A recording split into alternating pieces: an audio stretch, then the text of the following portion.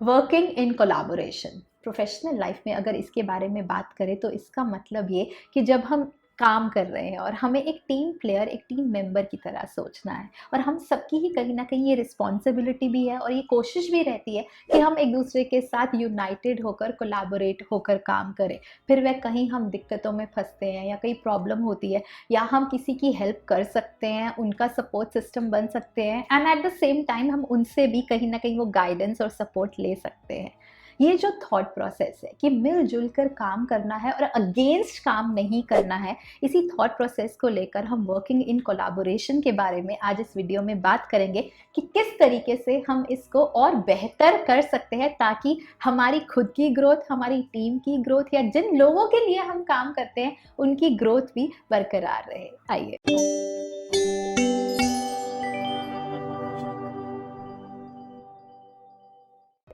एक रिस्पॉन्सिबिलिटी जो हम सबको समझनी होगी और कहीं ना कहीं हम सबको उस पर काम करना होगा, वह ये कि चाहे हम इंडिविजुअल कंट्रीब्यूटर की तरह काम करते हैं या एक टीम में काम करते हैं या किस लोगों के लिए या क्लाइंट्स के लिए काम करते हैं, हमारा कम्युनिकेशन बहुत कंसिस्टेंट होना चाहिए। यानी कि हमें हर तरीके से कम्युनिकेट करते रहना चाहिए, फिर वह चाहे मीटिंग्स के थ्रू हो, वर्चुअल कॉल्स के थ्रू हो, वर्चुअल मीटिंग्स या वन ऑन वन इंटरेक्शन हो। लेकिन बहुत ज़रूरी है कि हम बहुत कंसिस्टेंट रहें अपने कम्युनिकेशन में। जितना हम ज़्यादा से ज़्यादा रेगुलर हम एक दूसरे के साथ कम्युनिकेट करेंगे, उतना हम एक दूसरे को समझ पाएंगे, एक दूसरे के थॉट प्रोसेस को समझ पाएंगे और वो हमारे कोलैबोरेशन में बहुत काम आता है, क्योंकि हमें फिर पता चलता है कि दूसरे इंसान का वर्किंग स्टाइल क्या है, दूसरे इंसान को किस तरीके से वो सिचुएशंस को हैंडल करते हैं, या फिर हमारा सिचुएशन हैंडल करने का तरीका उनसे अलग है या सेम है। क्योंकि हमें जो भी काम करना है वो कॉमन गोल्स और कॉमन जो हमारे पर्पसेस है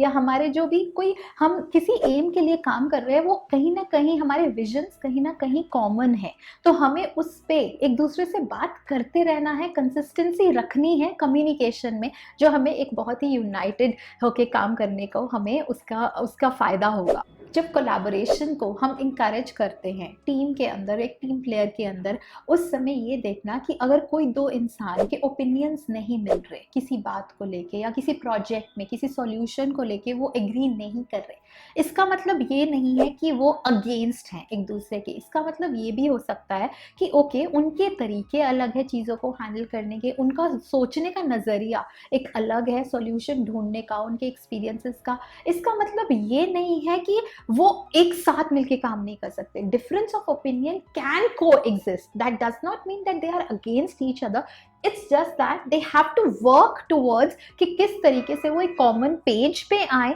यानी कि वो किस तरीके से अब प्रोजेक्ट के या प्रोसेस की डेवलपमेंट के लिए एक बेहतर तरीके से समझे कि कौन सा सॉल्यूशन बेटर है। वो किसी एक इंसान का हो सकता है, वो दोनों का मिला के सॉल्यूशन बन सकता है, वो पूरी टीम का एक कहीं ना कहीं एक परसेप्शन हो सकता है या एक ओपिनियन हो सकता है। तो हमें फ्लेक्सिबल रहना है एक दूसरे के ओपिनियंस को लेके भी, एक दूसरे को अंडरस्टैंड करने के लिए। Difference of opinions can coexist. What we have to think is that what is the better and best way to right now find the solution to any such problem we are stuck in. तो वो देखना and flexible होना एक दूसरे के perceptions को लेके बहुत ज़रूरी होगा। जब हम यूनिटी में काम करने की कोशिश करते हैं एक टीम मेंबर में, अगर हमें कोई ऐसी स्किल्स या कोई कॉम्पिटेंसी या ऐसा कोई उनका स्ट्रेंथ है जिसको हम एडमायर करते हैं, जिसको हमें लगता है कि wow this person has got great skills, यानी कि मान लीजिए उसकी ईमेल राइटिंग स्किल्स बहुत अच्छी हैं, उसकी प्रेजेंटेशन स्किल्स बहुत अच्छी हैं, उस इंसान का क्लाइंट से बात करने का तरीका बहुत अच्छा है, तो हमें अप्रिशिएट करना है। अप्रिशिएट करने का मतलब हम उस इंसान को बता रहे हैं कि what we admire about you and what we really think that you are good at and your strengths are. तो बहुत ज़रूरी है किसी को अप्रिशिएट करते रहना। इससे एक पॉजिटिविटी रहती है टीम में, इससे एक दूसरे के साथ काम करने में बहुत मज़ा आता है, और बिकॉज ग्रोथ एक दूसरे के साथ काम करने में ही हो पाती है। तो वो टीम प्लेयर की तरह अप्रिशिएट करना। या कोलैबोरेशन के बारे में, जब यूनिटी के बारे में हम बात करते हैं कि एक दूसरे के लिए हमें हेल्प और सहयोग देना है, उस हिसाब से हमें ये भी देखना है कि जब हम बात करते हैं हमारा कम्युनिकेशन पैटर्न क्या है किसी से बात करने का। क्या हम मीटिंग्स में, कॉल्स में, प्रेजेंटेशन में, ऐसा तो नहीं है कि हमारी टोन बहुत अथॉरिटेटिव है, बहुत डोमिनेटिंग है। हमें ये देखना है कि हम पोलाइट हैं कि नहीं, हम असर्टिव है कि नहीं है। अपनी बात तो रखनी है, है, कॉन्फिडेंस से रखनी है, लेकिन पॉजिटिव तरीके से रख रहे हैं कि नहीं, पोलाइटनेस से रख रहे हैं कि नहीं, या फिर दूसरे को एकदम से रिजेक्ट कर रहे हैं, तो वो अथॉरिटेटिव टोन नहीं। अगर कोलैबोरेशन में काम करना है, एक दूसरे के साथ मिलजुल के काम करना है, तो वो एक कम्युनिकेशन पैटर्न बहुत पोलाइट और प्रोफेशनल और पॉजिटिव होना चाहिए। और अगर हम ऐसी कोई पोजीशन पे हैं जहाँ पे हम डेलीगेट कर सकते हैं टास्क अपने टीम में, अपने रिसोर्सेज में, तो हमारा रिस्पॉन्सिबिलिटी बनता है कि अगर हमें कोलैबोरेशन में सबके साथ काम करना है और सबको ये बताना है, तो जो टास्क हम देंगे वो सबकी कॉम्पिटेंसी, सबके स्किल सेट्स के हिसाब से देंगे, ताकि बाद में कोई इश्यूज ना हो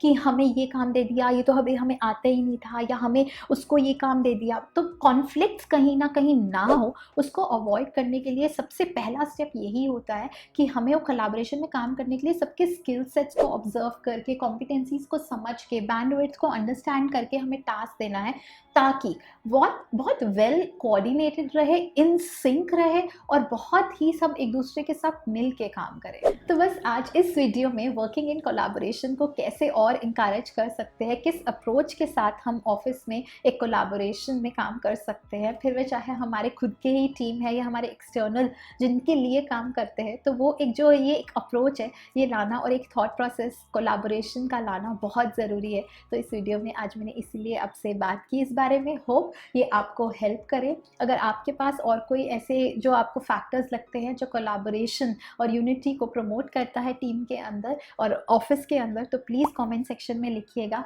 और मेरे इस वीडियो को लाइक कर दीजिए, शेयर करिए, और मेरे इस चैनल को ज़रूर सब्सक्राइब करिए। जल्दी मिलते हैं।